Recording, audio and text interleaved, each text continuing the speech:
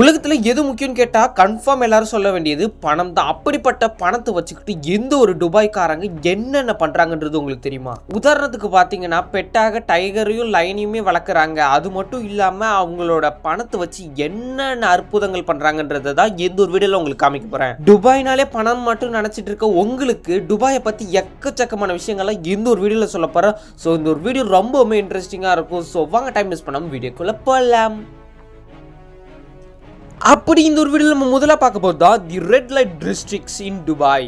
அதாவது பார்த்தீங்கன்னா துபாய் எதுக்கு பேர் போனது அப்படின்னு பார்த்தீங்கன்னா கோல்டு, ஜுவல்ஸு, வைரம், வைடூரியம் அது மட்டும் இல்லாமல் மிகப்பெரிய கட்டடங்களுக்கு தான் பேர் போனதுன்னு நினைப்பீங்க. ஆனால் இதையும் தாண்டி சில விஷயங்கள் அங்கே இருக்குது. துபாயை பொறுத்த வரைக்கும் மெஜாரிட்டியாக இருக்கிற மக்கள் தான் இந்த அரேபியன்ஸ் மக்கள். ஆனால் இவங்க வந்து ஃபுல்லாக பார்த்தீங்கன்னா இந்த முஸ்லீம்ஸ்லாம் போடுற ஃபுல் ட்ரெஸ் தான் போட்டிருப்பாங்க. நீங்கள் ஆஃப் ட்ரெஸ்ஸில் பார்க்க முடியாது. முக்கியமாக பெண்கள் வந்து பார்த்தீங்கன்னா ரொம்பவுமே அடக்கொடக்கமாக அந்த ஃபுல் ட்ரெஸ் போட்டு தான் இருப்பாங்க. நீங்கள் ஆஃப் ட்ரெஸ்ஸோடு அங்கே யாருமே பார்க்க முடியாது. ஆனால் கேர்ள்ஸ் ஆஃப் ட்ரெஸ் போட்டு ஒரு இடத்துல இருக்காங்க. அதுதான் இந்த ஒரு ரெட் லைட் டிஸ்ட்ரிக்ட்ஸ் அப்படின்ற துபாயில் இருக்கிற ஒரு மோசமான ஒரு பகுதி. இந்த இடத்துல போனீங்கன்னா உங்களுக்கு எக்கச்சக்கமான பிளாக் மார்க்கெட் மாதிரியான ஏரியா. இந்த இடத்துல நீங்கள் எவ்வளோ பார்ட்டிஸ் பார்க்கலாம், எவ்வளவோ என்னென்ன வேணுமோ பார்க்கலாம். அது மட்டும் இல்லாமல் நீங்கள் என்ன வேணாலுமே அந்த இடத்துல செய்யலாம். ஏன்னா அந்த இடம் வந்து பார்த்திங்கன்னா அந்த ரெட் லைட் டிஸ்ட்ரிக்ட்ஸ் எல்லாமே அந்த இடத்துல வரைக்கும் அங்கேயும் பணம் தான் வேலை செய்யுது. ஆனால் அங்கே வேறு விதமாக வேலை செய்யுது. இந்த ஒரு ரெட் லைட் ஏரியாவில் வந்து பார்த்தீங்கன்னா வந்து பெரிய பெரிய துபாய் பணக்காரங்கெல்லாம் வரவே மாட்டாங்க. ஏன்னா இது ஒரு சீப்பான ஏரியா அப்படின்னு சொல்லிட்டு இருக்காங்க. நீங்கள் துபாயை சுற்றி பார்க்க போகிறீங்க, இல்லை நான் துபாய்க்கு இப்போ தான் ஃபஸ்ட் டைம் போகிறேன், இல்லைன்னா நான் துபாயில் தான் இருக்கேன், இந்த ஒரு இடத்த பார்த்ததே இல்லைனாலும் இந்த இடத்துக்கு போயிடாதீங்க. முடிஞ்ச வரைக்கும் அவாய்ட் பண்ணிடுங்க. ஏன்னா இந்த இடத்துல உங்களை அதிகமாக மயக்க போகிற போதைப் பொருட்கள் எக்கச்சக்கமாக இருக்குது. அதே சமயம் நீங்கள் மாட்டிக்கிட்டிங்கன்னா உங்களுக்கு போலீஸ் கேஸ் வந்துக்கிட்டே இருக்கும். ஸோ துபாயில் மாட்டினீங்கன்னா போலீஸோட அடி வந்து வேற மாதிரி இருக்கும். ஸோ எப்பயுமே உஷாராக இருங்க, அந்த இடத்துக்கு போயிடாதீங்க. நீ எல்லாம் சொல்கிறியே நீ போனியாடா அப்படின்னு கேட்டிங்கன்னா நான்லாம் போனதே கிடையாது. ஆனால் இந்த இடத்த பற்றி நான் கொஞ்சம் தெரிஞ்சுக்கிட்ட விஷயத்தை தான் இப்போ உங்களுக்கு சொல்கிறேன். ஸோ இந்த இடத்துக்கு போகிறது ரொம்பவுமே ரிஸ்க்கு. ஸோ அவாய்ட் பண்ணிக்கிறது நல்லது. ஸோ வாங்க அடுத்து நம்ம ரெண்டாவது விஷயத்தை பார்ப்போம். ஸோ நம்ம ரெண்டாவதாக பார்க்க போகிறது தி அன்யூஷுவல் பெட்ஸ். உலகத்தில் பொறுத்த வரைக்கும் முக்கியமான பெரிய பெரிய வைல்டு அனிமல்ஸ் எல்லாமே வந்து பார்த்திங்கன்னா பெரிய ஒரு ஜூலியோ இல்லைன்னா ஒரு பெரிய கவர்மெண்ட் ஏரியாலையோ பற்றி பாதுகாத்து வைப்பாங்க ஒரு பெரிய கூண்டில். ஆனால் துபாயில் இருக்கிற ஒரு பெரிய பெரிய பில்லியனர்ஸ்லாம் அவங்க வீட்லேயே அசால்ட்டாக வளர்ப்பாங்க. இது வந்து அவங்களோட ப்ரைவேட்டான பெட்ஸ். எது இந்த சிங்கம், புலி இதெல்லாமே வந்து அவங்களோட ப்ரைவேட் பெட்ஸ். இந்த ரொம்பவுமே முக்கியமான அனிமல்ஸான இந்த வாஸ்துக்காக ஆமை, இந்த டைகரு, அப்புறம் ரொம்பவுமே காஸ்ட்லியான பேரட், கிளி, அப்புறம் பெரிய சிங்கம், ஜீப்ரா, இந்த எக்ஸாட்டிக் பெட்ஸ் வகைகள் எல்லாமே துபாயில் இருக்கிற பெரிய பெரிய பணக்காரங்க வந்து வளர்த்துக்கிட்டு வருவாங்களாம். எங்கள் வீட்டிலலாம் நாயே வளர்க்க விட மாட்டுறாங்க. அங்கெல்லாம் எப்படி தான் வளர்க்குறாங்கன்னு தெரியல. இந்த மாதிரி பெட்ஸை வளர்க்குறது மூலமாக என்னடா லாபம் அப்படின்னு கேட்டிங்கன்னா, இந்த மாதிரி எக்ஸாட்டிக் பெட்ஸை வளர்க்குறது மூலமாக துபாய் வந்து இப்போ ஒரு ட்ரெண்டு, அதாவது இந்த மாதிரி ட்ரெண்டில், அதாவது நானும் இந்த மாதிரி பெரிய பெரிய அனிமல்ஸை வளர்க்குறேன் அப்படின்னு காமிச்சிக்கிறதுக்கும், அது மட்டும் இல்லாமல் இவ்வளோ பெரிய அனிமல்ஸ் வந்து சும்மா நீங்கள் 1 லட்ச ரூபா 2 லட்ச ரூபாலாம் கொடுத்து வாங்கிட முடியாது. அதெல்லாம் நிறைய லட்ச ரூபா கொடுத்து வாங்கணும். அதாவது கிட்டத்தட்ட ஒரு 10 லட்ச ரூபாய்க்கு மேலே கொடுத்து வாங்கணும். அதெல்லாம் வந்து பார்த்திங்கன்னா ஒரு பணக்கார ஸ்டேட்டஸை காமிச்சிக்கிறாங்களாம். ஸோ இந்த மாதிரி பணக்கார ஸ்டேட்டஸு இந்த ட்ரெண்டில் இருக்கணும் அப்படின்றதுக்காக கோடிக்கணக்கில் செலவு பண்ணி இந்த மாதிரி பெட்ஸ் வளர்ப்பாங்க. ஸோ பெட்ஸ் உங்கள் கூட அட்டாச் ஆகிடுச்சுன்னா உங்களோட ஃபேமிலியில் ஒரு மெம்பர் மாதிரி ஆகிடும். அதே மாதிரி இந்த ஒரு பெட்ஸ் எடுத்துகிட்டு போய் பப்ளிக் பிளேஸில் விட்டு பப்ளிக்கில் இருக்கிறவங்களுக்கு எதாவது ஆச்சுன்னா கிட்டத்தட்ட அவங்களுக்கு ஃபைன் வந்து பார்த்திங்கன்னா 6 மாதம் சிறை தண்டனை. அது மட்டும் இல்லாமல் 500 திராம்ஸ் கொடுக்கணும். 500,000 திராம்ஸு. அது மட்டும் இல்லாமல் இன்னும் அதிகமாக போச்சுன்னா கிட்டத்தட்ட 700,000 திராம்ஸ் வந்து கொடுக்கணும். இந்த மாதிரி அனிமல்ஸ்லாம் எப்படி இவங்களுக்கு கிடைக்கிது, யார் இவங்களுக்கு விற்பா அப்படின்னு கேட்டிங்கன்னா ரொம்பவுமே சீக்ரெட்டான விஷயம் என்னென்னு பார்த்தீங்கன்னா பிளாக் மார்க்கெட் ட்ரேட். இந்த ஒரு பிளாக் மார்க்கெட் ட்ரேடில் உங்கள்கிட்ட பணம் இருந்தால் மட்டும் போதும், நீங்கள் என்ன வேணாலும் வாங்கலாம் இந்த உலகத்தில். ஸோ என்னால் இவ்வளோ மட்டும் தான் சொல்ல முடியும். பிளாக் மார்க்கெட்டை பற்றி அதிகமாக பேசினா அது ரொம்பவுமே வேறு விஷயத்தில் போயிடும். ஸோ என்னோட டாபிக் வந்து பணம் இருந்தால் இவங்களால் வந்து இவ்வளோ பெரிய பெட்ஸ் வாங்க முடியும் அப்படின்னு சொல்கிறது தான். இந்த பெட்டு வளர்க்குறது வந்து லீகலாக இல்லீகலா அப்படின்னு கேட்டிங்கன்னா துபாயை பொறுத்த வரைக்கும் லீகல், ஆனால் இல்லீகல். இன்னொரு வீடியோவில் அடுத்து நம்ம 3ஆவதாக பார்க்க போகிற விஷயம் பார்த்தா தி 3 பில்டிங் ஹோம்ஸ். 2021 பார்த்தீங்கன்னா துபாய் வந்து ஒரு பெரிய ரெக்கார்டை கிரியேட் பண்ணிட்டு இருக்காங்க. அது என்னன்னு பார்த்தீங்கன்னா இந்த ஒரு பில்டிங் முழுக்க வந்து பார்த்தீங்கன்னா ஒரு பெரிய பில்டிங். அது மட்டும் இல்லாமல் முழுக்க 3D பிரிண்டரால் வச்சு கட்டப்பட்ட ஒரு பெரிய பில்டிங். இந்த ஒரு பில்டிங் பேர் தான் தி துபாய் முனிசிபாலிட்டி. இந்த ஒரு பில்டிங்கோட ஹைட் வந்து பார்த்தீங்கன்னா 9.5 மீட்டர்ஸ். அது மட்டும் இல்லாமல் இதோட ஸ்கொயர் ஃபீட் வந்து பார்த்தீங்கன்னா 640 ஸ்கொயர் மீட்டர்ஸ். 2017 கட்டப்பட்ட இந்த ஒரு பில்டிங் 2021 தான் முடிக்கப்பட்டிருக்கு. முடிஞ்ச வரைக்கும் 2017 ஸ்டார்ட் பண்ண இவங்க எப்போ பார்த்தீங்கன்னா 3 ஆண்களை வச்சு, அதுவும் 3D பிரிண்டரை வச்சு ஈஸியாகவே இந்த ஒரு பில்டிங்கை கட்டப்பட்டிருக்கு. அதுவும் அந்த 3D பிரிண்டர் எல்லாமே ஒரு பெரிய ஒரு கிரேன் மூலமாக கொண்டு வரப்பட்டு அந்த டைரக்ட் சைட்லேயே வந்து பார்த்திங்கன்னா கட்டப்பட்டு இருக்குது. ஸோ இதுக்கான ஃபவுண்டேஷன் அப்புறம் இந்த பெயிண்டிங்கு உள்ளே கொஞ்சம் இன்டீரியர் பண்ண மட்டும்தான் லேட் ஆச்சே தவிர இந்த ஒரு பில்டிங் வந்து பார்த்திங்கன்னா கொஞ்சம் நாள்லேயே கட்டி முடிச்சுட்டாங்க. ஸோ முழுக்க வந்து ஜிப்சம், அது மட்டும் இல்லாமல் இந்த பிளாஸ்டிக்ஸ் அப்படின்னு சொல்லுவாங்க பார்த்தீங்களா, இந்த பிளாஸ்டிக்லாம் எதுவும் யூஸ் பண்ணாமல் ஜிப்சம் சிமெண்ட்டை வச்சு மட்டுமே இந்த ஒரு 3D பிரிண்டர் மிஷின் மூலமாக கட்டப்பட்டது தான் இந்த ஒரு 3 பில்டிங் ஹோம்ஸ் அப்படின்ற துபாய் முனிசிபாலிட்டி. ஏன்னா இப்போ நம்மள்ட்ட இருக்கிற இங்க்ஜெட் பிரிண்டர் அப்படின்னு சொல்லி ஒன்று இருக்கும். இதை வச்சு நம்மளால் ஏதாவது பிளாஸ்டிக் பொம்மையை வந்து கிரியேட் பண்ண முடியும். ஆனால் துபாய்க்காரங்க இன்னுமே அட்வான்ஸாக போயிட்டு ஒரு பெரிய பில்டிங்கே கட்டியிருக்காங்கன்னா பார்த்துக்கோங்க. ஸோ அவங்க எவ்வளோ அட்வான்ஸ்டாக இருக்காங்கன்னு பார்த்துருங்க. அடுத்ததான் நம்ம இந்த ஒரு வீடியோவில் 4ஆவதாக பார்க்க போகிறது the most important pets of falcons. ஃபால்கான்ஸ்னால் என்ன அப்படின்னு கேட்டிங்கன்னா, ஃபால்கான்ஸ்னால் ஒன்றுமே இல்லை, பருந்துகள் சொல்லுவாங்கல்ல, அதுதான் இந்த ஒரு ஃபால்கான்ஸ். துபாயில் இருக்கிற அரபு மக்கள் வந்து இந்த ஒரு ஃபால்கான்ஸை ஒரு மிகப்பெரிய பெட்டாக வந்து பார்க்குறாங்க. அது அவங்களோட ஒரு பெரிய அடையாளம். துபாய்க்கும் ஃபால்கான்ஸ்க்கும், அது மட்டும் இல்லாமல் இவங்க 2 பேருக்கும் இருக்கிற நடுவில் இந்த அரேபியன் மக்களுக்கும் இருக்கிற தொடர்பு வந்து கிட்டத்தட்ட 1000 வருஷத்துக்கு முன்னாடியிலேருந்து ஸ்டார்ட் ஆகுது. ஃபால்கான்ஸை வந்து பார்த்தீங்கன்னா ஒரு லக்ஸுரியான ஒரு பெரிய ஒரு பொருளாகவும், அது மட்டும் இல்லாமல் இவங்களோட கிளாசிக்காகவும் இதை பார்க்குறாங்க முடிஞ்ச வரைக்கும். அதாவது இவங்களோட ஒரு அடையாளம். நம்மள்ட்ட எப்படி ஒரு BMW கார் இருக்கோ அதே மாதிரி இந்த ஃபால்கான்ஸை வச்சு அவங்களோட ஒரு அடையாளத்தை க்ரியேட் பண்ணுறாங்க. அப்போது அவங்கள்ட்ட இருக்கிற கார்லாம் அப்படின்னு கேட்டிங்கன்னா, கார்லாம் இன்னுமே பிரம்மாண்டமாக இருக்கும். ஸோ அவங்களோட இந்த பறவைகள்லாம் பார்த்திங்கன்னா பயங்கரமாக இருக்கும். ஒரு காலத்தில் துபாய் வந்து பார்த்திங்கன்னா ஒரு மீன் பிடிக்கிற ஒரு இடமா தான் இருந்தது. அப்போது அரபு வந்து பார்த்து இந்த ஃபால்கான்ஸை வந்து பார்த்திங்கன்னா சில வேட்டையாடுறதுக்காகவே யூஸ் பண்ணிக்கிட்டு இருந்தாங்க. அதுக்கப்புறம் நிறைய ட்ரைனிங் கொடுத்து சில பல விஷயங்களை வந்து செய்கிறாங்க. ஸோ அப்போலேருந்து தான் ஸ்டார்ட் ஆச்சு இந்த ஒரு ஃபால்கான்ஸ்க்கும் அரபுக்கும் இருக்கிறது ஒரு தொடர்பு. அது மட்டும் இல்லாமல் இன்னொரு ஃபால்கான்ஸ்லாம் நீங்கள் போயிட்டு இப்போ துபாயில் வாங்குறீங்கன்னு வச்சுக்கோங்களேன், 1 மில்லியன் திராம்ஸ் அளவு வரைக்கும் இருக்குமா. நம்ம இந்தியாவில் என்னென்னா ஏதாவது காட்டுக்குள்ளே பறந்துக்கிட்டு இருக்கும். ஆனால் நீங்கள் துபாயில் போய்ட்டு இந்த ஃபால்கான்ஸு எல்லாம் பார்த்தீங்கன்னா கிட்டத்தட்ட $1 மில்லியன் அளவு, அதாவது 1 மில்லியன் திராம்ஸ் அளவுக்கு வந்து விற்கப்பட்டுக்கிட்டு இருக்கான். இதுக்கு பின்னாடி என்னென்னமோ சொல்கிறாங்க. எப்படின்னா இந்த மாரி படத்தில் அந்த புறாக்களை வச்சு வந்து போட்டியெல்லாம் விடுவாங்களே, அதே மாதிரி இந்த ஃபால்கான்ஸை வச்சு சில போட்டிகள்லாம் இருக்கிற மாதிரி சில இதெல்லாம் சொல்கிறாங்க. அது துபாய் மக்களுக்கு அதிகமாக தெரிஞ்சிருக்கும். எனக்கு அவ்வளோவா தெரியல, எனக்கு தெரிஞ்ச இன்ஃபர்மேஷன் இவ்வளோ தான். ஸோ துபாயில் வந்து பார்த்திங்கன்னா சிங்கம் புலி பெட்டு தான், ஆனால் அதோட கொஞ்சம் ரொம்பவுமே இம்பார்ட்டன்டானது தான் இந்த ஒரு பருந்துகள். ஆனால் அதுவே இந்த பருந்துகள் ஏதாவது போட்டியில் தோத்துட்டா அதே விருந்துகளாக மாறிடுமோ, சும்மா சொன்னால் எனக்கு தெரியல. அடுத்ததான் இந்த ஒரு வீடியோவில் நம்ம 5ஆவதாக பார்க்க போகிறது தி கோல்ட் டிஸ்பென்ஸ் வெண்டிங் மிஷின். 2010 பார்த்தீங்கன்னா துபாயில் ஒரு கோல்டை வந்து செல் பண்ணுறதுக்காக ஒரு மிஷினை கிரியேட் பண்ணுறாங்க. அதுதான் இந்த ஒரு கோல்ட் டிஸ்பென்ஸ் மிஷின். இந்த ஒரு மிஷின் முதல்ல துபாயில் தான் வந்து பார்த்திங்கன்னா இருந்தது 2010 அப்போவே. ஆனால் இந்த ஒரு மிஷினை கண்டுபிடிச்சது வந்து பார்த்திங்கன்னா ஒரு ஜெர்மன். இந்த ஒரு வெண்டிங் மிஷினில் இருக்கிற ஒவ்வொரு கோல்டுமே வந்து பார்த்திங்கன்னா 24 கேரட் அளவு, ரொம்பவுமே பியூரான கோல்டு, கிட்டத்தட்ட 99% பியூர். 2017 அப்போ இந்த ஒரு மிஷின் வந்து பார்த்திங்கன்னா முதல்ல ஓப்பன் ஆன மிஷின் வந்து க்ளோஸ் ஆகிடுச்சு. ஆனால் அதுக்கப்புறம் கொஞ்சம் மாதங்கள் கழிச்சு துபாயில் நிறைய இடத்துல வந்து இதே மாதிரி கோல்டு டிஸ்பென்ஸ் மிஷின் வந்து ஓப்பன் ஆகப்பட்டது. அதாவது நம்ம காசை உள்ளே போட்டால் போதும், நம்மளுக்கு தேவையான கோல்டை வந்து நம்ம செலக்ட் பண்ணிவிட்டு அதுக்கேற்றதை வாங்கிக்கலாம். அதுவும் அந்த கோல்டெல்லாம் வந்து பார்த்திங்கன்னா பியூர் கோல்டாக இருக்குமா. நம்மளுக்கு புதுசான கோல்டு பார்ஸு, அந்த கோல்டு விதவிதமாக டிசைன் செஞ்சு வச்சுருப்பாங்க. அது மட்டும் இல்லாமல் சில்வர் கூட இப்போ நிறைய ஆப்ஷன் வந்திருக்கான். ஸோ இந்த மாதிரி எல்லாம் போட்டு வெண்டிங் மிஷினில் எடுத்துருக்கலாம். நம்ம இந்தியாவில் இப்போ தான் வந்து பார்த்திங்கன்னா இந்த கொக்கோ கோலா எடுக்கிறதுக்கு ஜூஸ் பாட்டில், சிப்ஸுக்கே, அப்புறம் அந்த சாக்லேட்ஸ்க்கு வந்திருக்கு. இந்த மாதிரி கோல்டு மிஷின்லாம் வரணும்னா எவ்வளோ நாள் தான் ஆகும். இப்போது நீங்கள் சில பேர் கேட்கலாம், அதாவது இந்த மிஷின்லாம் ராத்திரி யாராவது தூக்கிட்டு போயிட மாட்டாங்களா அப்படின்னு கேட்டிங்கன்னா அப்படியெல்லாம் கிடையாது. இது வந்து ரொம்பவுமே செக்யூரிட்டியான இடத்துல தான் வைப்பாங்க. அது மட்டும் இல்லாமல் இது சுற்றி வந்து பார்த்திங்கன்னா ஒரு 3 கேமராஸ், லைவ் கேமராஸ் இருந்துக்கிட்டே இருக்கும். அது மட்டும் இல்லாமல் ஒரு 2 போலீஸ் வந்து இதுக்கு பாதுகாப்பாக இருந்துக்கிட்டே இருப்பாங்களாம். அது முக்கியமாக இந்த மால்ஸில் தான் இது அதிகமாக வைப்பாங்களாம். நீங்கள் எடுத்துகிட்டு போகிறதெல்லாம் அவ்வளோ ஈஸி கிடையாது. ஸோ அதை சுற்றி அவ்வளோ செக்யூரிட்டி இருந்தால் நம்ம எப்போ போய் எடுத்துக்கிறது அப்படின்னு கேட்டிங்கன்னா ஒன்றுமே இல்லை. நீங்கள் எப்பயும் போல் போய் காசை போட்டிங்கன்னா அதுக்கு தேவையான கோல்டை வந்து நீங்கள் எடுத்துக்கலாம். அது மட்டும் இல்லாமல் ஏன் இந்த மாதிரி மிஷினை வந்து கண்டுபிடிக்கிறாங்கன்னு பார்த்தீங்கன்னா, ஒரு சராசரி மனிதனும் ஒரு பெரிய மனிதனும் வந்து ஈக்குவலாக வந்து பார்த்திங்கன்னா இந்த ஒரு மிஷினில் எடுத்துக்கிறதுக்காக ஒரு ஈக்குவாலிட்டிக்காக ரெடி பண்ணது தான் இந்த ஒரு gold dispensing machine. Dispense machine. அடுத்ததான் நம்ம இந்த ஒரு வீடியோவில் 6வதாக பார்க்க போகிறது தி மேனுஃபேக்சர் ஐலாண்டு.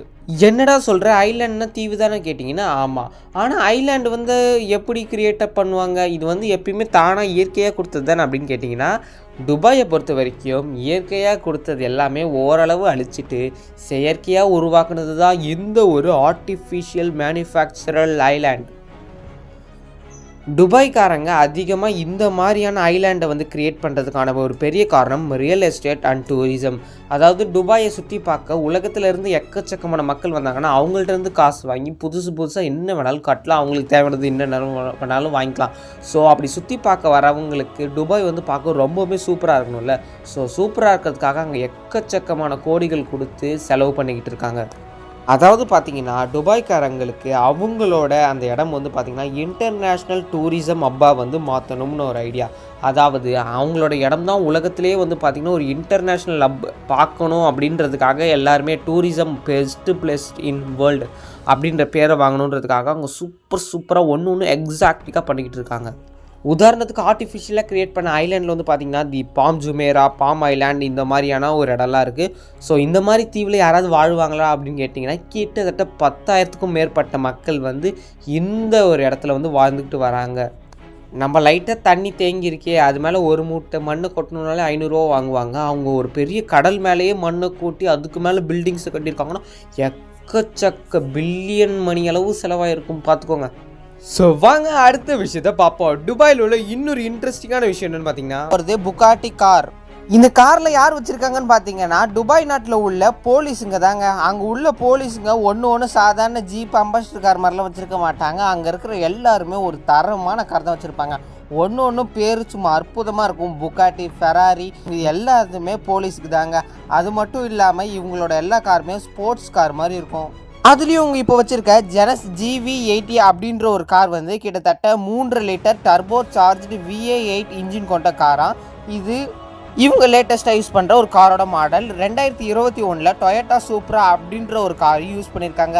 அந்த ஒரு கார் கிட்டத்தட்ட 100 கிலோமீட்டரை கிட்டத்தட்ட 4.1 செகண்ட்லேயே கடந்துருமா. இதில் கிட்டத்தட்ட 16 ஹார்ஸ் பவர் இது இருக்குது. இப்போ நான் ஒன்றும் காரோட அட்வர்டைஸ்மெண்ட்லாம் பண்ணலிங்க. போலீஸுக்கு இவ்வளோ பெரிய காரை அந்த நாட்டு கவர்மெண்ட் துபாய் கவர்மெண்ட் வந்து கொடுத்துருக்காங்கன்றதை தான் சொல்கிறேன். படத்தில் வர மாதிரி சேசிங்கு, ரன்னிங்கு, ஃபைட்டிங்லாம் இருந்ததுன்னா போலீஸ் இந்த காரில் போய் டக்குன்னு திருடனை பிடிச்சிடலாம். இந்த கார் எல்லாமே இந்தியன் போலீஸ்க்கு கொடுத்தாங்கன்னா எப்படி இருக்கும்? இந்த வீடியோவில் நம்ம 2வதாக பார்க்க போகிறது அபேண்டன் கார்ஸ். துபாயில் வந்து பார்த்தீங்கன்னா அபேண்டன்ஸ் கார்ஸ்ன்னு நிறையா இருக்கும். அபேண்டன் கார்னால் ஒன்றுமே இல்லை, கைவிடப்பட்ட காருங்க தான். கிட்டத்தட்ட ஒரு வருஷத்துக்கே 2000லேருந்து 3000 கார் வந்து கைவிடப்பட்டிருக்குமா. இது எல்லாமே சேர்ந்து ஒரு பெரிய இடத்துல இருக்குமா. ஏன் இவ்வளோ காரு கைவிடப்பட்டிருக்கு அப்படின்னு நீங்கள் கேட்டிங்கன்னா சில காரு டேமேஜ் ஆக்சிடென்டாலையும் சிலது போலீஸ் கேஸாலையும் கைவிடப்பட்டிருக்கும். அது மட்டும் இல்லாமல் சில பேர் எனக்கு பண தேவைக்காகவும் அவங்களோட காரை வந்து விற்றுருவாங்களா. இந்த கார் வந்து நார்மலான டம்மி கார்லேருந்து பெரிய ஸ்போர்ட்ஸ் கார் வரைக்குமே வித்துட்டு போயிடுவாங்களா.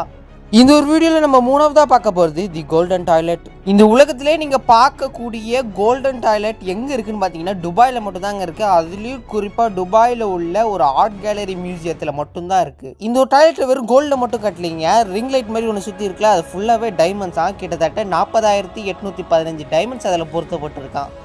அது மட்டும் இல்லாமல் இது என்னடா டூப்ளிகேட் கோல்டாகவே இருக்கலாம் நீங்கள் கேட்பீங்க. ஆனால் கிட்டத்தட்ட 335 கேரட் கோல்டு. இது கின்னஸ் வேர்ல்ட் புக் ரெக்கார்ட்லேயும் இது இடம் பிடிச்சிருக்கு இந்த ஒரு கோல்டன் டாய்லெட்.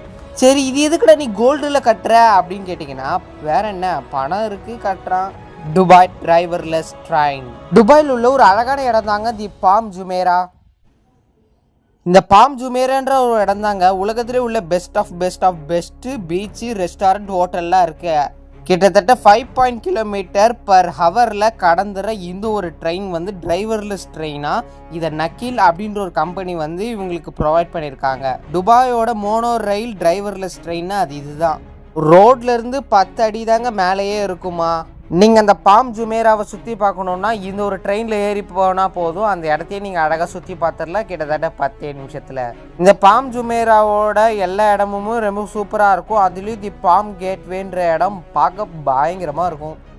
தி பாம் கேட்வே ட்ராவலருக்குள்ளே நீங்கள் வந்தீங்கன்னா போதும், கிட்டத்தட்ட 1600 பார்க்கிங் ஸ்பாட் இருக்குது. அதுலேயும் முக்கியமாக நீங்கள் சாப்பிட்றதுக்கான ரொம்பவும் டேஸ்ட்டான ஃபுட்ஸ் எல்லாம் கிடைக்கிற ஒரு இடம் இருக்குது. அது மட்டும் இல்லாமல் உலகத்திலே பெருசாக உள்ள லார்ஜஸ்ட் ஃபவுண்டெயின்ஸ் அப்படின்ற நீரில் அந்த அழகாக அப்படியே ஃபவுண்டெயின் மாதிரி இருக்கும் இல்லைங்க, அந்த ஒரு இடம் துபாயில் தாங்க இருக்குது. அதுலேயும் துபாயில் முக்கியமாக இந்த ஒரு இடத்துல தான் இருக்குது. இது பார்க்க கிட்டத்தட்ட ஆயிரக்கணக்கான மக்கள் வந்துக்கிட்டே இருப்பாங்களாம். ஹியூமைடு பிகாஸ் உங்கள்கிட்ட பணம் இருக்கா, அந்த பணத்தை எப்படியெல்லாம் செலவு பண்ணலான்றதை இந்த ஒரு பையனை பார்த்து கற்றுக்கலாம். ஏன்னா இந்த ஒரு பையனுக்கு அதிகமாக கார்ஸ் மேலேயும் பெட்ஸ் மேலேயும் தான் அதிக ஆசை இருக்குமா. அதனாலே துபாயில் உள்ள ஃபேமஸான ஒரு கார்ஸு, அப்புறம் அது மட்டும் இல்லாமல் பயங்கரமான விலங்குகளான சிங்கம், புலி, இது எல்லாத்தையுமே அவனோட பெட்டாக வளர்ப்பானா.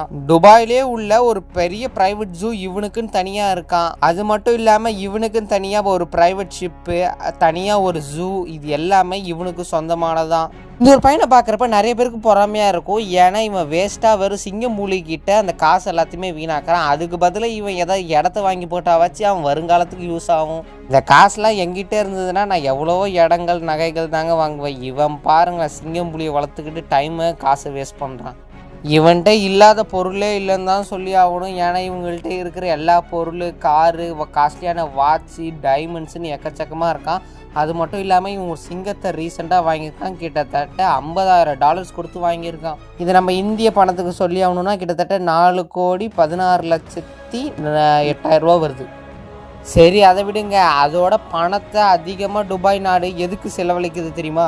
துபாய் கவர்மெண்ட் அவங்களோட அதிகமான காசை அங்கே உள்ள பஸ் ஸ்டாண்டுங்களுக்கு தாங்க செலவு பண்ணுறாங்க. அப்படி என்னோட பெரிய பஸ் ஸ்டாண்டு அப்படின்னு நீங்கள் கேட்பீங்க. அதுக்கான ஆன்சர், அவங்க இருக்கிற பஸ் ஸ்டாண்ட் ஒன்றுமே ஏசி பொறுத்தப்பட்டு இருக்குமா. நம்ம இந்தியாவில் என்னதான் பஸ் ஸ்டாண்ட் கட்டினாலும் அங்கே என்னென்னமோ கிறுக்கி வச்சு எச்சு துப்பி அசிங்கப்படுத்திடுறாங்க. ஆனால் வெளிநாட்டில் ஒரு பஸ் ஸ்டாண்டும் சூப்பராக இருக்கும். அதனால தான் ஏசி எல்லாம் போட்டு வச்சுருக்காங்க. துபாயில் கிட்டத்தட்ட 636 பஸ் ஸ்டாண்ட் இது மாதிரி ஏசி பொருத்தி இருக்குமா. இப்போ வெளிநாட்டிலலாம் பார்த்தீங்கன்னா எச்சு துப்புனா கூட போலீஸ் வந்து பிடிச்சிருவாங்களாம், அரெஸ்ட் பண்ணி ஃபைன்லாம் போட்டுருவாங்களாம். ஆனால் இந்தியாவில் அது மாதிரிலாம் பண்ண மாட்டாங்க. அதனால தான் வெளிநாட்டில் எல்லா இடமும் கொஞ்சம் க்ளீனாகவே இருக்கும்னுவேன். அதுலேயும் இது மாதிரி ஏசி பொறுத்தியே பஸ் ஸ்டாண்ட்ஸ் எல்லாமே 2007 கட்டி முடிச்சாங்களாம். வேர்ல்டு லார்ஜஸ்ட் கோல்டு மார்க்கெட், இந்த உலகத்திலே உள்ள பெரிய கோல்டு மார்க்கெட் எங்கே இருக்குன்னு கேட்டிங்கன்னா அது துபாயில் தாங்க இருக்குது. இங்கே ஒரு நகையும் சும்மா பெருசாக சும்மா பயங்கரமாக இருக்கும். அது மட்டும் இல்லாமல் இங்கே வெறும் கோல்டு மட்டும் தான் கிடைக்கும்னா அது மட்டும் கிடையாது. இங்கே கோல்டு, டைமண்ட், அதுலேயும் விலை உயர்ந்த பிளாட்டினம்னு ஒன்று இருக்குல்ல, அதையும் இங்கே தான் கிடைக்குமா. அது மட்டும் இல்லாமல் நீங்கள் ஒரு கோல்டு இப்போ இந்தியாவில் வாங்குறதுக்கும் துபாயில் வாங்குறதுக்கும் ரொம்பவும் டிஃப்ரென்ஸ் இருக்குது. துபாயில் வந்து பார்த்தீங்கன்னா அவங்களோட நாட்டு பணத்துக்கு படி அது கம்மியாக தான் இருக்கும். ஆனால் அதுவே நம்ம இந்தியாவில் நம்ம நாட்டு பணத்துக்கு ரொம்ப அதிகமாக இருக்கும். அதே மாதிரி தான் எலக்ட்ரானிக் கேஜெட்ஸும். இப்போ நம்ம நாட்டில் யாராவது ஐஃபோன் வாங்க விரும்புகிறாங்களா, எல்லாரும் துபாயின்னு சிங்கப்பூர்ன்ட்டு அங்கே போய் தான் ஐஃபோன்லாம் வாங்குறாங்க. அதே மாதிரி தான் இந்த கோல்டும். டெட்லியஸ்ட் டென்னிஸ் கோர்ட், இந்த உலகத்திலே உள்ள வேர்ல்டு டெட்லியஸ்ட் டென்னிஸ் கோர்ட் எங்கே இருக்குன்னு கேட்டிங்கன்னா துபாயில் தாங்க இருக்குது. அதுலேயும் துபாயில் உள்ள இந்த புஜ் அரப் ஹோட்டலில் தான் இருக்குது. கிட்டத்தட்ட 321 மீட்டர் வந்து நீட்டாக இருக்குமா. அது மட்டும் இல்லாமல் பெஸ்ட் டூரிஸ்ட் ஸ்பாட்டு இந்த வேர்ல்டுன்ற ஒரு இடத்தையும் பேரையும் இந்த புஜ் அரப் ஹோட்டல் பிடிச்சிருக்கு. டாம் ரைட் 1999 தான் இந்த ஒரு புஜ் அரப் ஹோட்டல் கட்டப்பட்டு இருக்கு. அதுலேயும் அங்கே இருக்கிற கண்ணாடி கிளாஸ் எல்லாம் PTFE அப்படின்ற ஒரு ஃபைபர் கிளாஸ் எல்லாம் கட்டப்பட்டு இருக்குது. அதுலேயும் மேலே டாப் ஆஃப் தி ஹோட்டலில் வந்து பார்த்தீங்கன்னா ஒரு பெரிய டென்னிஸ் கோர்ட் இருக்குது. இதுதான் இந்த ஹோட்டலே ரொம்ப பயங்கரமான விஷயம். இன்னதான் இவங்க ஹோட்டலில் 1999 கட்டினாலும் 2005 தான் இங்கே இருக்கிற பெரிய டென்னிஸ் கோர்ட்டை கட்டியிருக்காங்க. ஏன்டா இது டெட்லிஸ்ட் டென்னிஸ் கோர்ட் அப்படின்னு சொல்கிறேன்னு பார்த்தீங்கன்னா இந்த ஒரு கோர்ட்டை தாண்டி உங்களுக்கு போனோன்னா செவர்லாம் இருக்காது. அங்கேருந்து நீங்கள் கீழே பார்த்தீங்கன்னா உங்கள் உயிர் போகிற அளவுக்கு அவ்வளோ பெரிய த்ரில் உங்களுக்கு தரும். இன்டோர் டென்னிஸ் கோர்ட் பார்த்துருப்பீங்க, இதுதான் அவுட்டோர். அதுலேயும் மாடியில் இருக்கிற ஒரு டென்னிஸ் கோர்ட்டு. இங்கேருந்து நீங்கள் கீழே பார்த்தீங்கன்னா சதுரடிவீங்க. துபாய் பிரின்ஸ், இந்த துபாய் பிரின்ஸ் கிட்டத்தட்ட 15 மில்லியனுக்கு மேலே ஃபாலோவர்ஸ் இருக்காங்களா இன்ஸ்டாகிராமில். அது மட்டும் இல்லாமல் இவர்கிட்ட இருக்கிற ஒவ்வொரு காருமே ரொம்ப விலை உயர்ந்த காரு. அது மட்டும் இல்லாமல் இவர்கிட்ட ஸ்போர்ட்ஸ் கார்லாம் இருக்குது. துபாய் பிரின்ஸ்ன்னு சொன்னாலே சும்மா பேர் அதிர்ற மாதிரி ஒவ்வொரு விஷயத்தையும் தரமாக பண்ணுவார். 2008 தான் இவருக்கு வந்து அந்த பிரின்ஸுன்ற ஒரு பெரிய ஒரு பட்டம் கிடச்சிருக்கு. அதுலேயும் இந்த பெஸ்ட் பிரின்ஸ் UAI அப்படின்ற ஒரு பட்டத்தையும் இவங்க கொடுத்துருக்காங்க. ஆனால் 2008 தான் பார்த்தீங்கன்னா க்ரௌன் பிரின்ஸ் அப்படின்ற ஒரு பெரிய ஒரு பட்டத்தையும் இவருக்கு கொடுத்துருக்காங்க. இவர் வச்சிருக்க மோஸ்ட் ஆஃப் த கார் வந்து பார்த்தீங்கன்னா எல்லாமே கோல்டால் செய்யப்பட்டு இருக்குமா. இந்த வீடியோவில் நம்ம அடுத்ததாக பார்க்க போகிறது கோல்டு டிஸ்பென்சர் வெண்டிங் மிஷின். நம்ம நாட்டில எல்லாம் ஜூஸு இல்லைன்னா ஏதாவது ஸ்நாக்ஸுக்கு தான் வெண்டிங் மிஷின் வச்சுருப்பாங்க. ஆனால் துபாயில் மட்டும்தான் இந்த கோல்டு டிஸ்பென்ஸ் பண்ணுறதுக்கு வெண்டிங் மிஷின் வச்சுருப்பாங்க. உங்கள்கிட்ட இப்போ காசு நிறைய இருக்குது, அந்த காசை வச்சு நீங்கள் ஒரு கோல்டு வாங்கணும், ஆனால் எனக்கு கடைக்கெல்லாம் போய் வாங்கக்கூடாதுன்னா நீங்கள் இது மாதிரி ஒரு வெண்டிங் மிஷினை பார்த்துட்டு உங்கள் காசை மட்டும் போட்டால் போதும். அதுக்கேற்ற மாதிரி கோல்டு வகை வகையாக ரகரகமாக இருக்கும். இந்த மாதிரி ஒரு வெண்டிங் மிஷின்ஸு கிட்டத்தட்ட 50 இருக்குது ஆல் ரவுண்ட் ஆஃப் துபாயில்.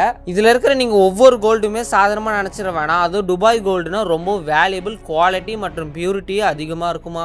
ஓகே வியூவர்ஸ், இன்னைக்கான வீடியோ முடிஞ்சிச்சு. இந்த வீடியோவில் உங்களுக்கு பிடிச்ச விஷயத்தை மறக்காம கமெண்ட்ல சொல்லுங்கள். இந்த வீடியோ பிடிச்சா லைக் பண்ணி ஷேர் பண்ணி மறக்காம நம்ம சேனலை சப்ஸ்கிரைப் பண்ணுங்கள். இன்னொரு சூப்பரான வீடியோ பார்க்கலாம். Tata bye bye, see you.